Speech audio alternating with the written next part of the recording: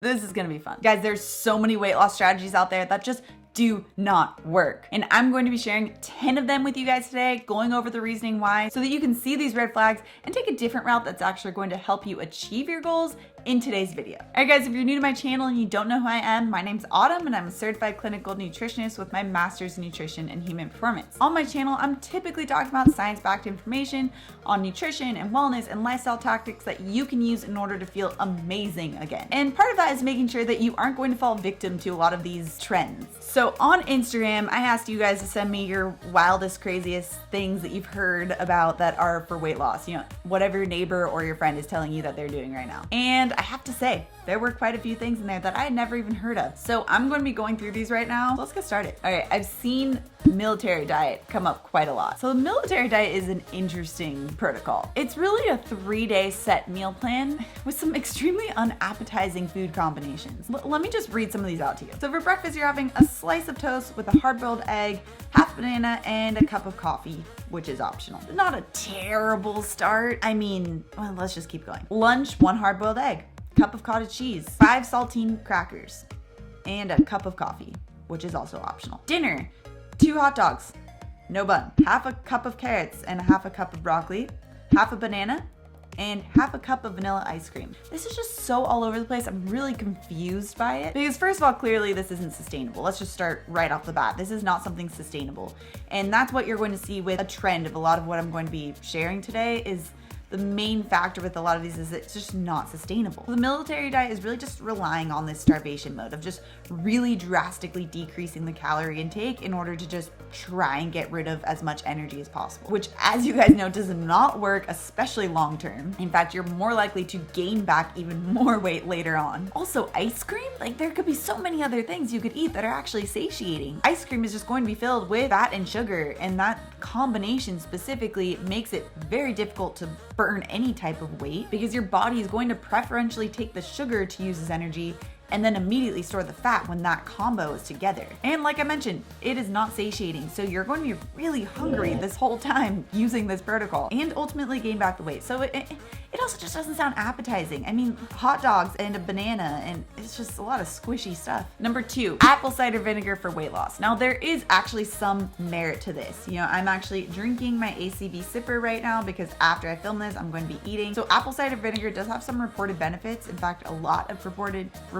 benefits. It's been found to help with lowering your body weight, lowering your BMI, lowering body fat percentage, helping with triglycerides, and likely the main reason why is due to the fact that it helps to stabilize your blood glucose level of your next meal. And when that blood glucose level is stable, makes it so that you're less likely to have those spikes in insulin that causes storing mode. Cheers to that. But will just having your apple cider vinegar make you lose weight? No, it's a really great component to a lifestyle, but it's not something that just having apple cider vinegar is going to make it so that you achieve your weight loss goal. I mean, you can't be having apple cider vinegar and then expect it to solve and fix whatever it is that you're eating after it. But you can still include apple cider vinegar and reap the benefits, but just don't rely on it because it's not going to fix what you ate as well. Number 3, 800 calories a day diet. Calorie restriction. It does work short term. Clearly it does work short term where you can see some weight loss, but here's the problem. I hinted at this with the military diet. When you're just in this calorie restriction, your body isn't getting everything that it needs, which means that it's going to start shutting off certain sections of the body or lowering the power to it, which means that it's lowering the amount of energy that it's burning. So what I equate this to is like when your phone is at 5% battery and your phone switches over to that power saving mode. You can't necessarily go and use all the features of your phone, but you can still kind of use it. That's what's happening when you are in that calorie restriction state. So that's why with long-term calorie restriction, people tend to plateau, and that's because the BMR is continually going down, which means that you're burning less and less energy at rest. And the thing that people don't talk about when you're burning less energy, when you have that lower BMR, is those other functions that are getting shut off within your body. That's oftentimes the reason why when you see people who are severely cutting their calories, they have difficulties with getting pregnant or they lose their period. So again, this whole 800 calories might seem really tempting because you might lose weight in the beginning, but it's not going to work long term. And in fact, because of the lower BMR, you're going to end up gaining it back and more. Number 4, celery juice. Now there is a lot of hype around celery juice. There's been so many other juices that there's been a lot of hype around, like apple cider. Now I have a lot of clients who have started using celery juice, before they started to come to me, and they were really confused because they had heard that it was going to cause weight loss for them and they didn't experience that whatsoever. They're like, what's going on? I'm adding in the celery juice. Everybody's experiencing this weight loss, but I'm not. Now here's my theory on why some people do experience some weight loss with celery juice. First of all, they could be swapping out something that they would be having first for the celery juice. So something like that high sugary type of latte. I mentioned this in another video, but the Starbucks chai tea latte has somewhere around 40 grams of sugar in one serving. And that sugar is going to cause the insulin spike, lead to fat gain, etc., etc. So just by swapping that out for something that's just essentially mostly water, it's going to be more hydrating, and it's also not going to have that as much of a spike and a fall in blood glucose level. But is the celery juice itself causing the weight loss? There are 0 studies that are showing that to be true. In fact, if you don't change anything outside of just incorporating celery juice, you're likely just going to be in the same position as you were before. Now, something also interesting that could be going on with the celery juice is that it has been found that when people make a healthy decision earlier in the day, you're more likely to make healthier decisions later on. So by starting off with a celery juice versus that chai tea latte that I mentioned, you may be more likely to choose a salad versus like a burrito. Okay, number 5.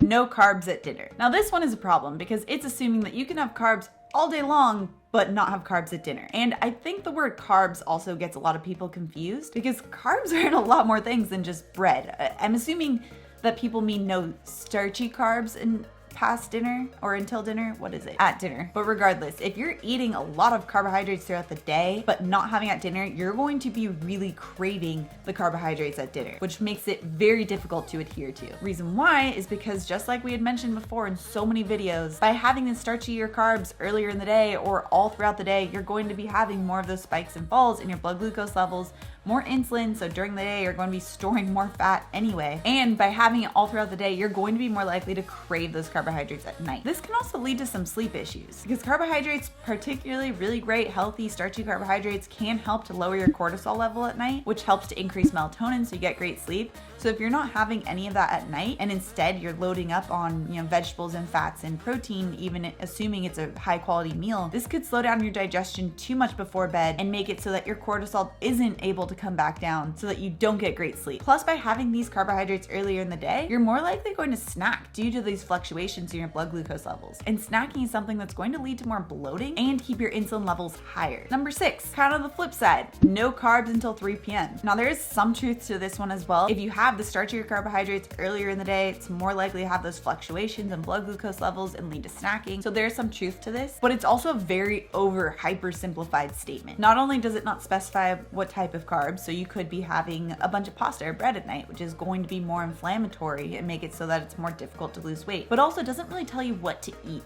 before that 3 p.m. So if you aren't getting all the things to turn off your hunger hormones, you're gonna be really hungry and likely overeat when it does come to dinner. And of course, that is not going to serve your goals either. So it's not that this one is inherently bad, it's just hyper oversimplified and it does not discuss how you can actually eat before that 3 p.m. All right, this is an interesting one. Number 7, the cabbage soup diet. This one just does not sound appetizing. Same thing as the military diet. It just doesn't seem like something that you'd want to do. So it specifically says you're not supposed to do it longer than 7 days, which that's already a red flag because you're not changing any health habits there. You're not changing your lifestyle.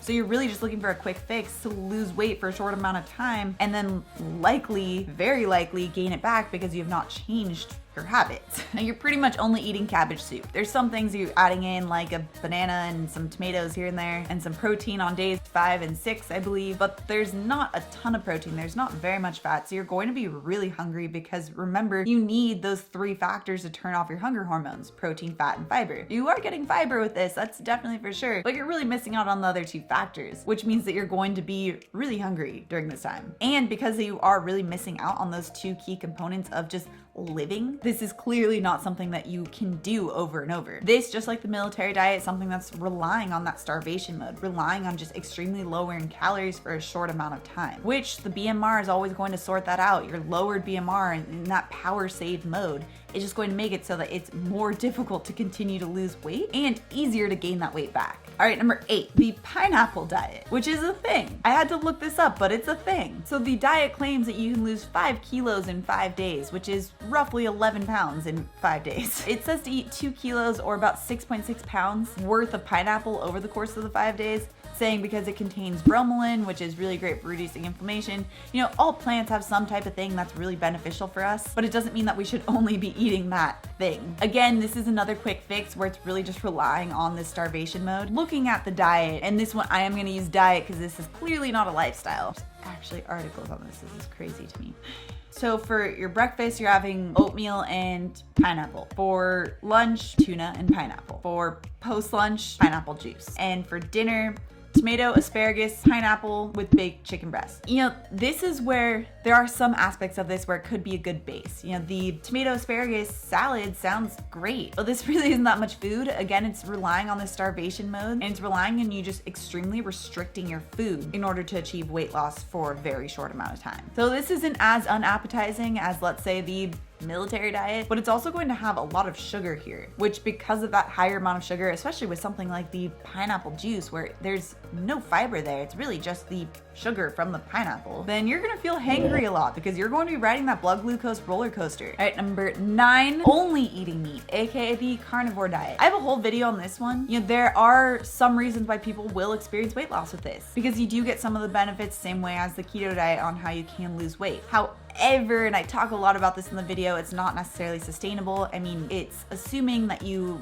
can just eat the whole animal every single day, and that's just not sustainable for most people. Also, it really eliminates any type of social aspect, which food is, that's what, you know, as humans, that's something that's really an important aspect of life, is having that social component, and food is a central piece to that social component. And if you can't share a meal ever with those around you, then you're completely eliminating a key aspect of being a human. Plus, clearly the carnivore diet is completely void of fiber, which is something that's very important for gut health. And carnivore proponents will say that fiber is unnecessary. I mean, there's just way too much research for me to have any merit in that statement. So the fact that this is highly unsustainable is one of the biggest factors of why this doesn't work long term. And number 10, no sugar. Again, this is something that does work, and in fact it will work a little bit better than just cutting calories because you are getting rid of that blood glucose fluctuation. However, again, it depends on what we're talking about here. Are we talking about added sugars, or are we talking about all sugar in general, including all fruits? Because if that's the case, that's extremely limiting and again, not sustainable. However, cutting added sugars, that's fantastic. All of us should be trying to cut added sugars anywhere we can. So removing the sugar from the coffee or any type of sweetened drink is one of the easiest ways to reduce your sugar intake and have a massive impact on your wellness goals. However, I have seen that when you can really restrict yourself and say things like, I'm completely cutting sugar, that's when you're going to have a rebound effect, where if you are so all or nothing, you're going to be all right now and you're going to see the benefits. But the moment that you have even a slight craving to have a little bit of added sugar or some chocolate or something that's not in line with the all or nothing mentality, then you're going to be all nothing. You're going to go back to just incorporating sugar again. So instead, you can take this approach of just trying to limit the added sugars as much as possible. So getting rid of the sweetened beverages, for example. But if you do want to have something like chocolate, not making yourself feel like a bad person for having that every now and then, especially if it's a healthier alternative. All right, guys, that's the entire list. If you want 10 ways that you can lose weight without counting calories, highly recommend that you check out this video next, because as you guys have seen, counting calories and just reducing calories in general doesn't necessarily work. Also, if you love the science-backed information on how you can feel amazing again, make sure you subscribe right here. I come out with new videos every Tuesday and Thursday, so hit that notification bell as well. All right, guys, thanks so much for tuning in, and I'll see you in my next video.